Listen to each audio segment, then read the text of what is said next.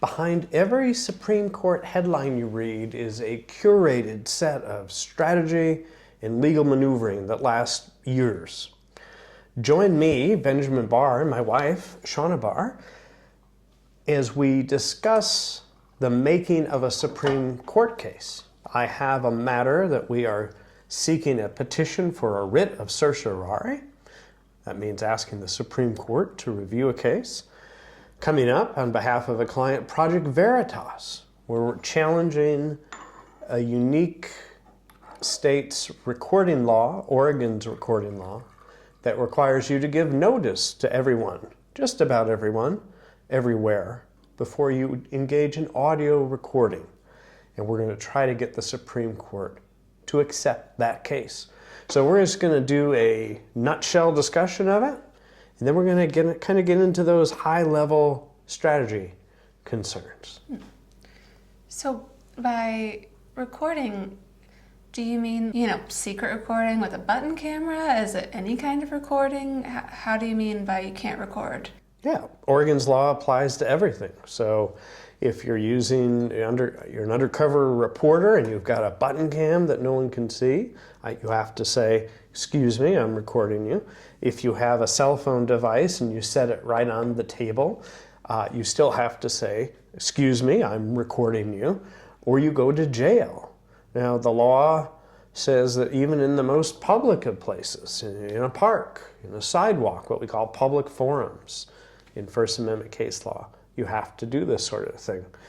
Curiously, it exempts two categories of recording. So if you record a police officer doing his duties in public, you don't have to give them notice. And if you record a conversation surrounding a felony that endangers human life, no recording is required there too. That's its own set of constitutional problems. How does it work if there's these kind of carve-outs? If I'm recording a felony, but there are people not committing a felony in it, could I get in trouble for recording the people not doing crime? Is that something they could sue me for?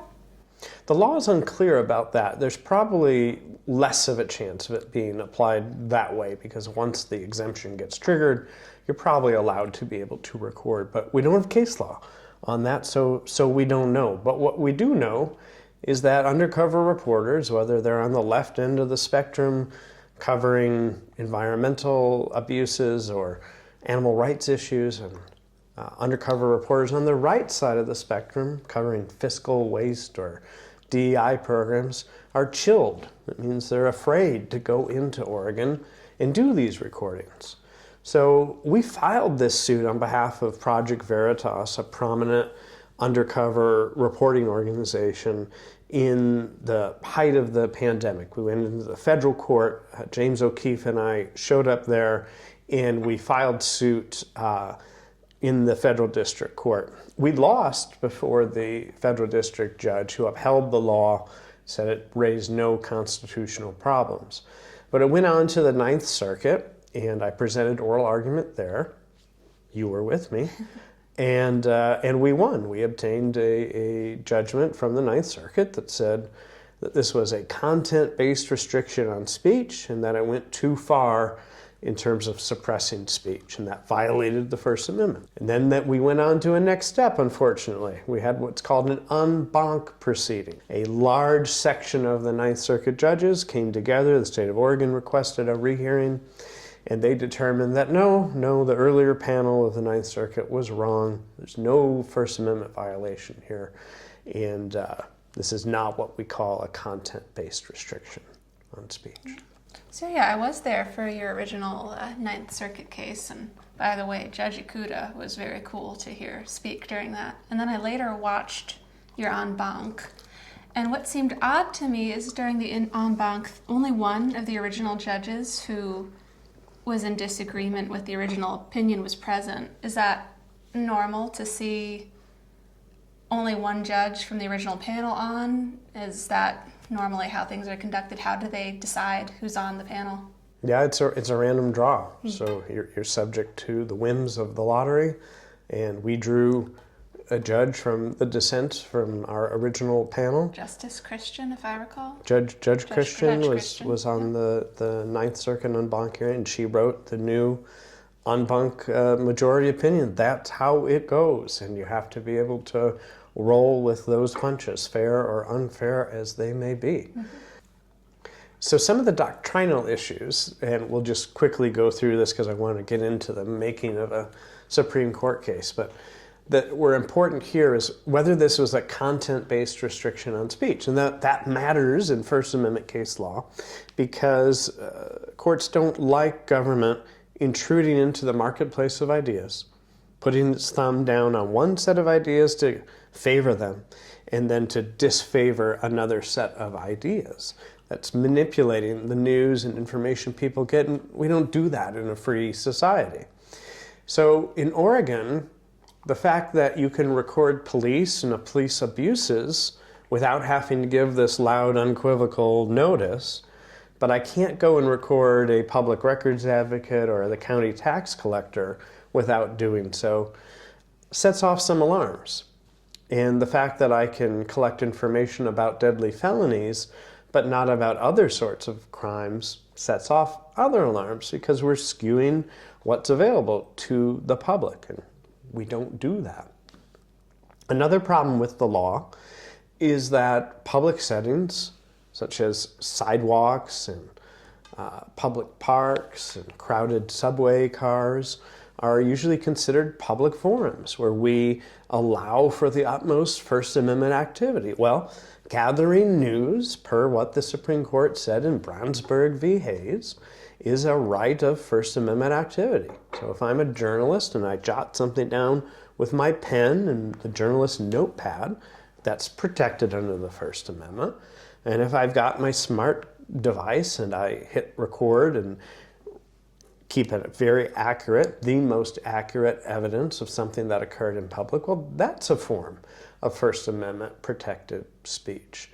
And we need to be able to protect that and shield that by creating these big privacy bubbles that say, State of Oregon's basic argument was it was here to protect the little guy, that somehow it was promoting free speech because nobody wants to be recorded in a public setting, and all sorts of private conversations occur in public areas, and that the state of Oregon had the authority and the power to push down the news gathering rights of some people to make other people feel better about talking in public.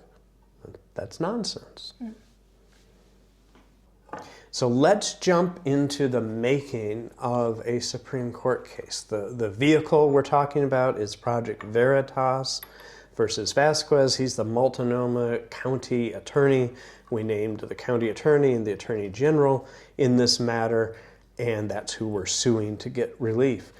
And the first thing that we think about as practitioners who file briefs and litigate in the Supreme Court is the depressing number of cert petitions that come before the court every year. We're looking at 7,000 to 8,000 requests for review and only 80 to 100 of them being granted. So you have less than 1% chance of success for any cert petition filed to be granted. So you have to look very soberly and hopefully not too depressing a way at how do we bump up our chances to get the court to accept that. So the first way that we think about is there a circuit split? The federal courts of appeals are called circuit courts.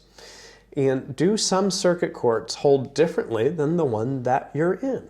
And so the right to record is an issue that's been bubbling up and percolating in different circuits. And most of them all agree that at least as to the right to record government officials in public, that seems to be a protected right. We're still building case law on how much you can film private citizens in public. That's a novel part of this lawsuit. But as to the other part, it's pretty well established. So one of the estimates out there is that about 75% of the certs that get granted do involve a real circuit split. So it's important when you're bringing this, if you can credibly show the court that there is a real difference, that if a journalist does protected, First Amendment protected lawful activity in Iowa that same right should be recognized in California or in Oregon. And real problems happen when different courts see that differently, because the First Amendment doesn't mean something differently in Iowa as it does in California, and we need national uniformity. Have there been other cases related to this that would contribute to a circuit split? What are other states doing, and how has this played out?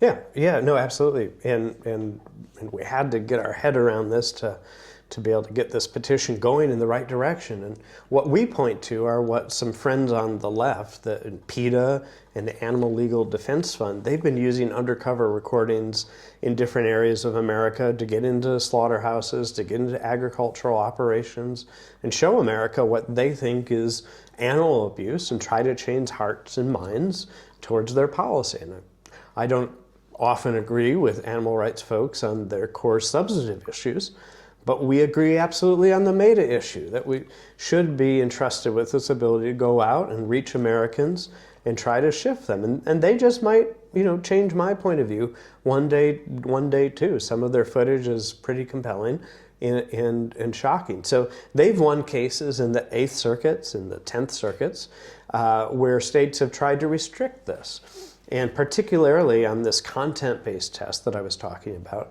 those states took some pretty focused tools and limited access to agricultural facilities, farm productions, and kept cameras out of those areas. So the 9th Circuit seems to be on a collision course with the 8th Circuit and with the 10th Circuit. That's not good. Let's add a little more layer of sophistication on top. Even at the Supreme Court, there's some argumenting between the justices there about what the right test is to determine if a law is content-based. Justices Barrett, Justice Thomas, and Justice Alito favor a more strict test. They have called out other justices recently on departing from strict content-based analyses. And so as we start to see doctrinal problems in the circuits, you kind of tap on those justices and say, we need your help now. You were right in this past case, that past case being a case called City of Austin.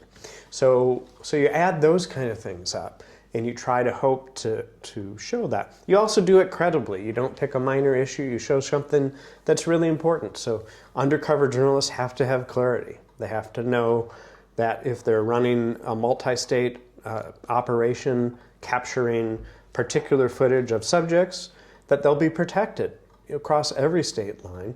And I think there's a good argument for that. So is this an issue just for undercover journalists, or does this affect all citizens of Oregon? Because what it sounds like to me is that, if I'm on the street wanting to record just some passing event, I couldn't do that without becoming theoretically a criminal if somebody goes into the view of my camera lens and speaks. Right. It's about what citizens and citizen activists do. There's a whole trend going on now that I think is fabulous with this technology of parents of disabled children putting cameras on their kids going to school. Mm-hmm. And the amount of abuse that these kids endure that we're seeing now in America, it is heart-wrenching. So there absolutely are all sorts of ways that citizens use new technology in their day-to-day life. It's not just the professional James O'Keefe going out and capturing that breaking story of the day. Citizen journalists day in, day out do this. And why would we have one state where the state tells you what topics you can go out and record and which topics you're likely not going to be able to? So on top of a circuit split, the next thing that's really important is that there is a fundamental right is presented before the court, so something of deep value and importance. If you have a petty or lesser issue that you're trying to bring to the court, that severely weakens the application. But if we're looking at a core First Amendment issue, and that is the right to gather news, and in particular with this story that Project Veritas was pursuing, the ability to gather news about public officials, that's a high level First Amendment value and the ability to capture relevant information about violent protests on the streets, something of great public concern, and you have a law barring that, and you have a court that seems reluctant to apply strict standards against that and to uphold the First Amendment, well, then that triggers more attention in general from the court. So another factor that the court looks at is this a perfect vehicle? Now that's kind of an obscure way of thinking about it, but I'll explain what I mean. Is this a well-developed case? Are there no messy facts? Are there no procedural obstacles from below?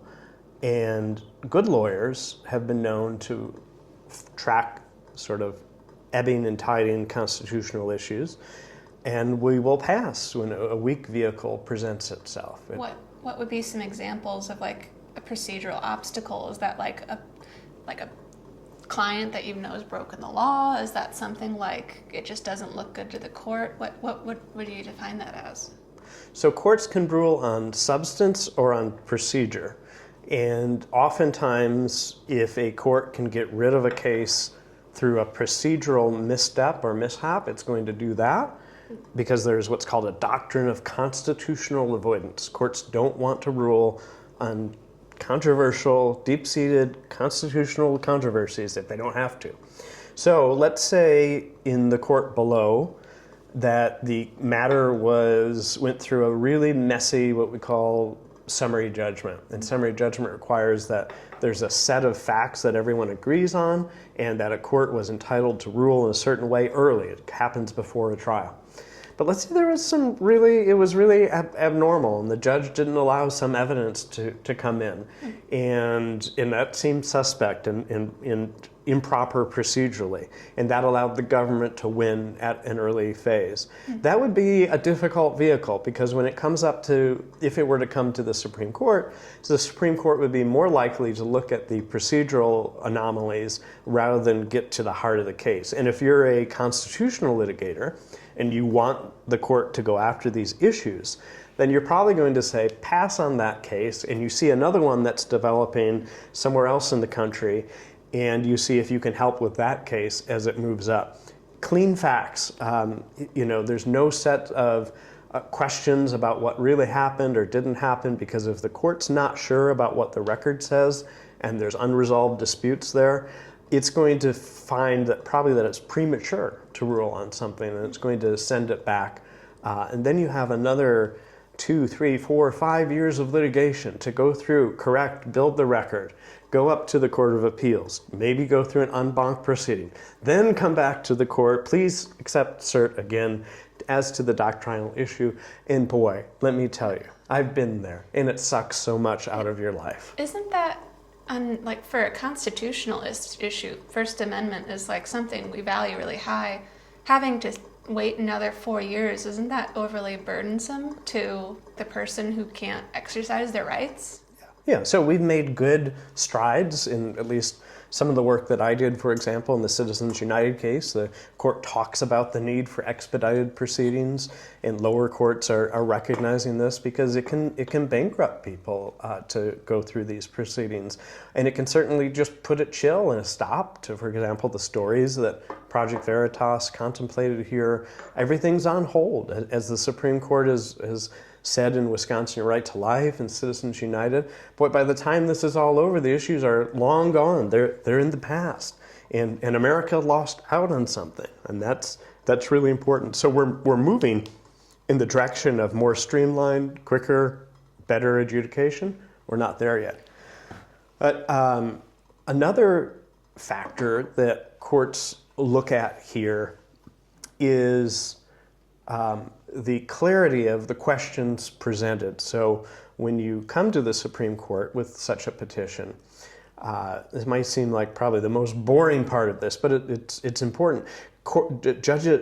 Lawyers looking at this spend an inordinate amount of time taking a very multi-years of litigation and boiling it down to a few simple questions. Oftentimes, one, no more than 3. Bad petitions for a writ of certiorari are these scattershot approaches, and they might have 5, 10 questions. That's too much for the court. You want simple issues. Here's issue 1 and issue 2, and you spend so much time taking a tremendous amount of material that's both factual and abstract, and be able to pare it down to something that the court can understand and wants to move on. And the last factor that I'd say that the court looks at is not just what you're presenting, but we go back to what I've mentioned before, the amicus briefs, friends of the court. Is this something that seems to be signaling national concern over an uprising issue? So at the petition for certiorari stage, it's rare to have any sort of amicus support, because when you file these briefs, and you have to file them in the little special format from the Supreme Court. It's a tiny little booklet, and it's exorbitantly expensive to do this. How much? It can cost, on average, $9,000 to $12,000 to file a regular brief in the court. If you're using a well-established printer, that's just printer costs. That's not attorney's fees. An attorney representing a client is going to charge somewhere $25,000 to $75,000. It's a pretty big range right there. And so when you ask an organization, whether an ally or whether they're on the other side of the aisle, to please step forward at this early stage, it takes a lot for them to do so, because most organizations are cash-strapped. They have lots of things that they're focusing on. Now, we're happy in our case, because I'm not going to get into details just now, but we have a wide spectrum of amici, of friends of the court, from a broader ideological standpoint. And so if you can do that, if you can pull on, if you're a conservative and you can pull the ACLU in, or you're a liberal and you can pull Project Veritas in, any of these sorts of groups, you can create what we call the odd bedfellows approach. The court looks at it. So if we have a stack of petitions that are before the court, and one of them has 12 amicus filings and the rest don't, you can understand from a human perspective why the court might pay attention a little bit more to that issue. You still have awful lot, but they're going to pay more attention, and your chances are ever so slightly higher. Maybe you're at a 1.5% chance or 2% chance of having it accepted, rather than less than 1. Mm-hmm. So it's a lot of different high-level factors that you have to play with, and there's at the end of the day, to win your Supreme Court case, an old colleague of mine, Dale, had the saying that's, you have to learn whoever can count to 5 the best. And it's getting to know individual justices and trying to tailor these challenges to things that they've expressed an intellectual interest in, and to be able to target all these other functions. Do we have a clean case? Does it present a true circuit split? Is there truly a compelling fundamental right that's in jeopardy? And have you presented it in a clean way, in a concise way, that the justices can jump into it and provide some resolution? So how do the justices go about determining what cases they grant cert? Do all of them look at every single petition? Does the Chief Justice decide? Is there more that goes into it? Like, what's the deciding factor there, and what metrics do they use to do that? Well, I don't know about metrics, but what I can tell you is that every Supreme Court justice has a team of clerks who have gone to the very best law schools. They will do some initial vetting and looking at these cert petitions. Certainly some of them are very weak or foolish in some ways, more emotional or politically staged, and others will present some more compelling reasons to grant it. And I think it's a winnowing process that comes down. They have a conference that they come to on a weekly basis, and the Chief Justice, after taking a poll of the other justices, announces which ones they want to discuss and take an informal vote on. And that comes up to a vote of, we want this case, we don't want this case, some argument, some discussion about it. That's all behind closed doors. I've never been in that process. And then, you get the fateful note of probably certiorari denied, or if you're very lucky and you did it just right and you hit it just the right time, the justices came together and said, this is a fine vehicle, the right case, and it needs to be heard this term. So it's a bit of a lottery. You have to do all the good work, but there's always a lottery element to it too. We expect ours to go in this late spring, and it may very well carry over. The Supreme Court takes a break over the summer, so it may take into the early fall for them to have a conference on it. Yeah. So have you been involved in a Supreme Court case before, and what does that look like if so? I've been second and third chair, so I've written on briefs. I haven't argued the cases directly, but involved in Minnesota Republican Party versus White way back when, and challenging speech restrictions on judicial candidates. A few other cases involving campaign finance law before the High Court. And the Supreme Court has cited some of my First Amendment work in the case everyone hates, Citizens United. And so we're taking that body of experience, 20 years of my practicing the law and my partner Steve Klein's lengthy experience too, and putting our best arguments forward. And of course, there's always an eager interest by any lawyer. Will this be the case where we get to put it on? And you let that ego fuel a little bit of what you're doing, because it's long hours and it's tiring, and your chances are low, and you don't let it get you goofy that you're making bad arguments. But it is a fuel to help in addition to the issue.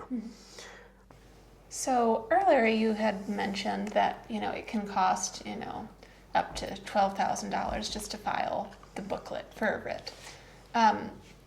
Can you show us an example of this? How many pages, for example? Is there a limit to how much you can write up for your client in order to be able to submit to the court? Anything like that?